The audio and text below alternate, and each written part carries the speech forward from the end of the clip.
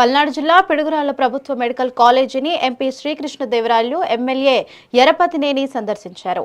ఎన్ఎంఎస్సి వంటి ఎంబీబీఎస్ సీట్లు కేటాయించిన నేపథ్యంలో కాలేజీకి వెళ్లారు. ఈ సందర్భంగా గత ప్రభుత్వ హయాంలో కేవలం 30% పనులే పూర్తయ్యాయని తెలిపారు. కూటమి ప్రభుత్వం వచ్చాక 120 కోట్లు ఖర్చు చేసి పనులు పూర్తి చేసిందన్నారు ఎంపీ. కాలేజీకి సీట్లు రాకుండా ఢిల్లీకి జరిగిన కుట్రలను అడ్డుకుంటామని ఎమ్మెల్యే ఎరపతినేని తెలిపారు. మ్యాక్సిమం ఖర్చు పెట్టింది ఈ 9 మెడికల్ కాలేజీలో అమలాపురానికి 60 లక్షలు ఖర్చు పెట్టడం జరిగింది. మరి ఏమి కట్టినట్టు 1% కూడా ఖర్చు పెట్టలేదు కదా. మరి అయిపోయినాయి అని చెప్పి ఎవరిని నమ్మించడానికి ప్రయత్నిస్తూ ఉన్నారు. ఈ మెడికల్ కాలేజ్ అయిపోయింది, ఓపెన్ చేయడానికి రెడీ అవ్వట్లేదు, ప్రభుత్వం పూర్తి చేయట్లేదని చెప్తా ఉన్నారు. మరొక 9 చెప్తున్నాను, మిగతా 8 మెడికల్ కాలేజ్ గురించి చెప్పట్లేదని అంటారు. మీరు దాని గురించి కూడా చెప్తారు. మిగతా 8లో ఇంకో 5 మెడికల్ కాలేజెస్ ఉన్నాయి. వాటిట్లో విజయనగరం, రాజమండ్రి, ఏలూరు, నంద్యాల,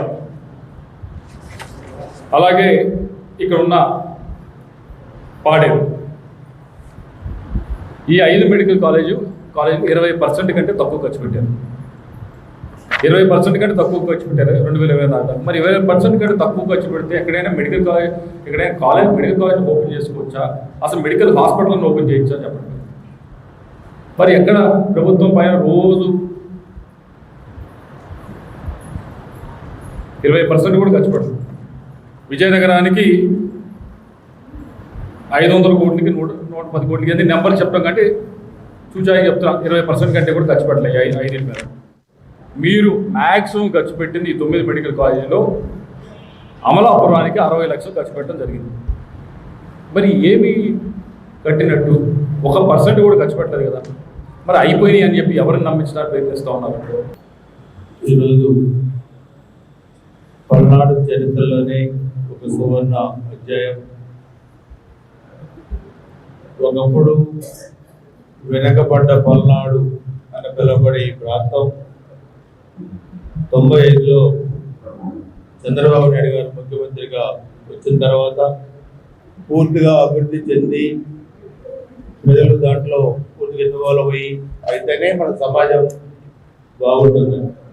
సో దాంట్లో మిగతా అన్ని రంగాలు రాణించాలంటే మనుషులు బాగా పనిచేయాలంటే ముందు హెల్తీగా ఉండాలి. ఇది మెయిన్ మనకి. సో మన పల్నాడు మనం గతంలో చూసాం. చిన్న యాక్సిడెంట్ జరిగినా లేకపోతే మనం వైద్యపరంగా వెళ్ళాలంటే గుంటూరు, హైదరాబాదు ఇక్కడికి వెళ్ళాలి.